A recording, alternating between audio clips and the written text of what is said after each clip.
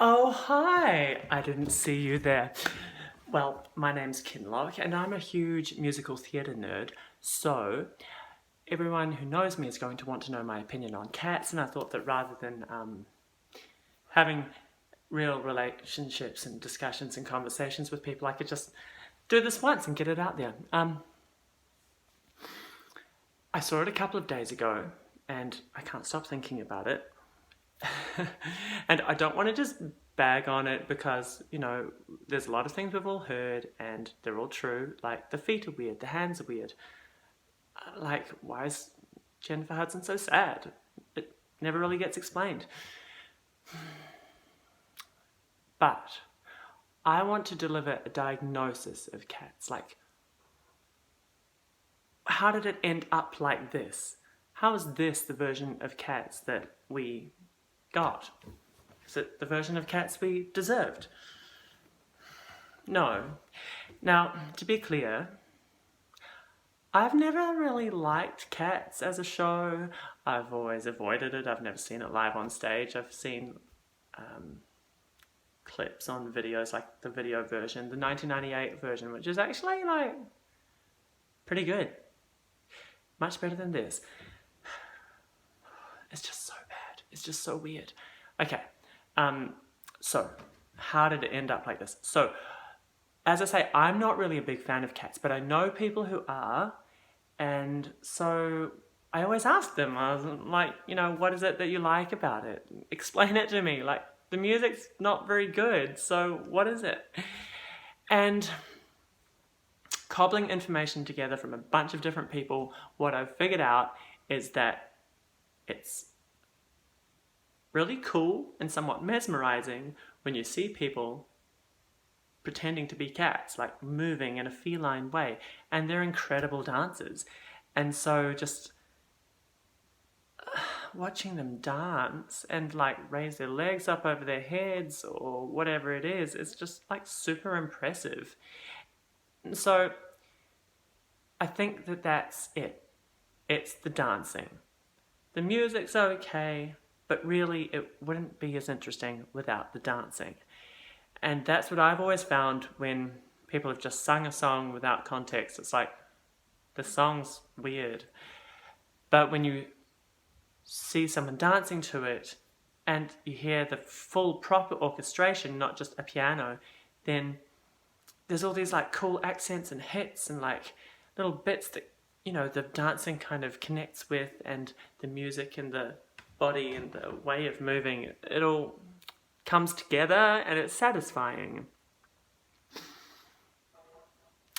So bearing in mind that that's what people like, and that's what made this show so successful and led to it running for years on Broadway, maybe that element should have been emphasized in a film version.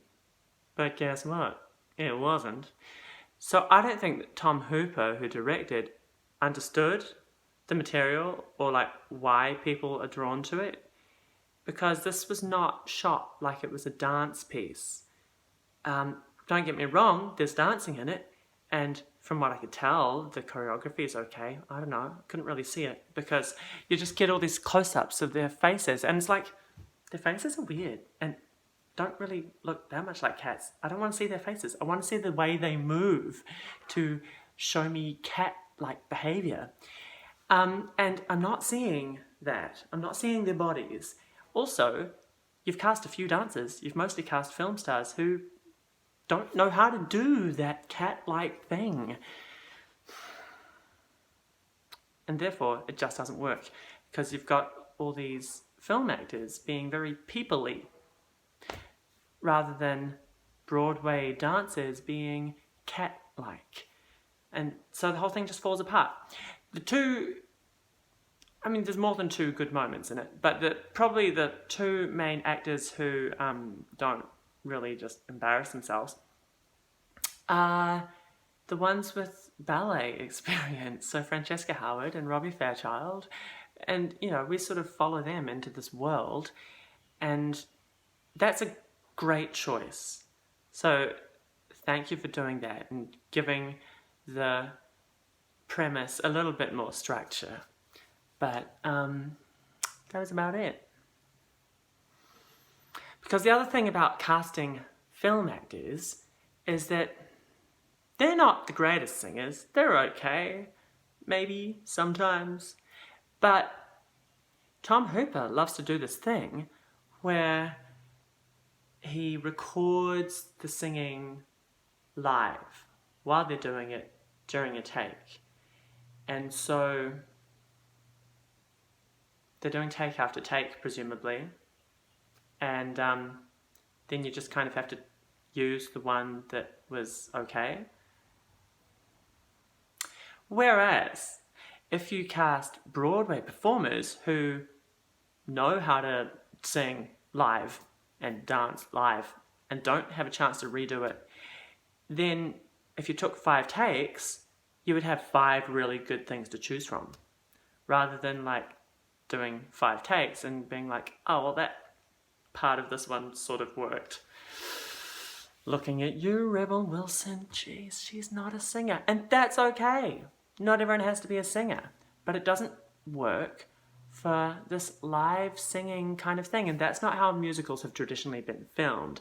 So there's no reason to like say it's the only way to do it. And this thing has been in post-production forever. Like maybe just add one more element of post-production and dub over the voices with a better take of the singing or someone else's voice. You know how we did the same thing in Les Mis? It's just like, oh, Anne Hathaway's great. Oh, yeah. Oh, Hugh Jackman, you're such a good singer. Oh, Russell Crowe, what? Why? I'm just, why? I'm still waiting for the version of Les Mis that comes out where they've dubbed over Russell Crowe's voice with someone who knows what they're doing. I don't know, Norm Lewis or something. And then it would be watchable.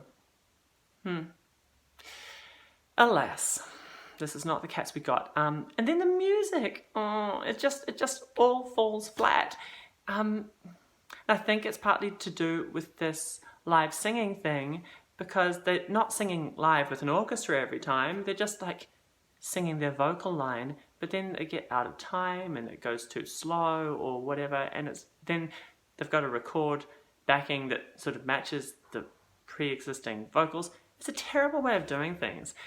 And they just don't use very full orchestrations that are really hitting all the accents that need to be hit to bring out some sort of character in the Cats. Oh my gosh, it's so bad. We came out of it. So I saw it a few days ago with friends, and we came out, and my friend, who was so looking forward to it, was really just feeling like nostalgic about 80s dance and, you know, doing dance classes in the early 90s and pretending that was going to be you one day. And then she comes out and she's like, I just wanted to see a développé. And that's like when your leg kind of goes up, or it doesn't have to go all the way up by your head, but it goes out away from your body, and it's just a really beautiful ballet move. And that was what this needed, some more ballet. Because my favourite scene was the big Jellicle Ball where everyone's dancing and no one's singing, yay. Because the songs don't really make sense anyway, not that much. And we're just watching them dance, and it's great. Except for when the camera pans across them all, and it's just like blur, blur, blur, blur, blur, blur, blur. And it's like the poor dancers, the chorus, like dancing their little hearts out, and they're just reduced to a blur. And stop giving us these close-ups of their faces because we can't see what their bodies are doing. The other thing about going all the time close-up in on the face is that, like, we never actually get used to what their bodies look like, and they look weird. Like, we need to see that all the time so that we get used to it, so that then we can just enjoy them moving in cat-like ways. And that just doesn't happen, but that's the only reason people ever enjoyed this show. Honour the source material. And, okay. As for, like, adding new material, I'm not against that. But add the right things. So, Cats is known for not really having a story. That's okay. People enjoyed it anyway. It has a premise. It's kind of the same premise as a chorus line, and people enjoyed that, so, you know, it's fine. If you're gonna, like, shoehorn a story into it, then shoehorning, like, magic teleporting cats is a choice. Or you could, like, add something that develops a beloved character, maybe, so that we know why Grisabella's crying all the time, why she's so sad. Do you know, something that film does really well that is hard to do on stage is flashbacks. And I just thought that when they're singing Grisabella the Glamour Cat, or, I don't know, write a new song, we could have had some flashback to Grisabella in her prime, being all amazing and glamorous, or was she glamorous? Was it just perceived glamour, and then maybe she was a bit of a tramp? I don't know.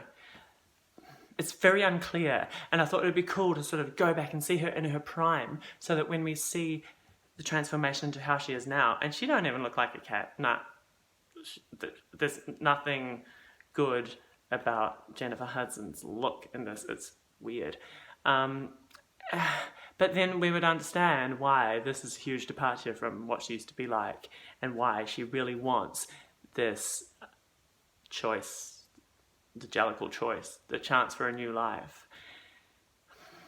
So that's what I would have done. I would have fleshed out her backstory, maybe with a new song, or maybe just flashbacks during one of the existing songs, because she sings Memory twice. Like, we don't need to be watching her snotty face the whole time through both. Oh my gosh, there are so many other things I could say, but I've already been talking for 12 minutes, and that seems like way more than enough time. This is why I don't want to be having this conversation live with every person I talk to, because I could just go on for hours. There's just so much in this that's like, what? It's disappointing. As I say, I've never really been a Cats fan, but I thought that going to see this, I might actually get it, finally. I might see what other people have enjoyed about this and go, oh yeah, like, you know, for 5-year-olds, that's pretty cool. And that didn't happen. But I did get to witness Ian McKellen just loving himself, loving the catness up. He's adorable. I mean, learn to sing, buddy, but no, to be honest, I couldn't actually hear a lot of the singing a lot of the time. I think partly because people were just shrieking with laughter at the weirdness of it all. You couldn't even really hear what was happening on screen. But I've since tried to like listen to the soundtrack, and it's hard to listen to.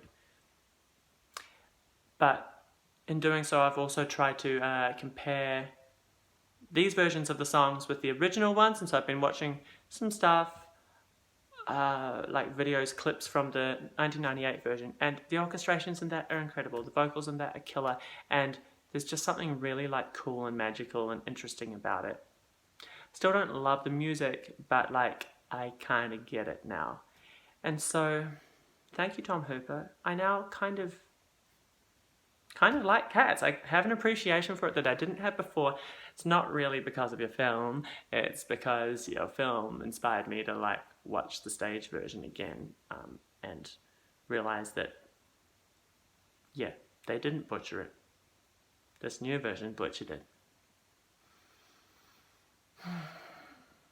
Okay, thank you for watching my video, blah blah blah blah, click the thing. I'm not a YouTuber person who's going to make you do all that. I just want to say thank you.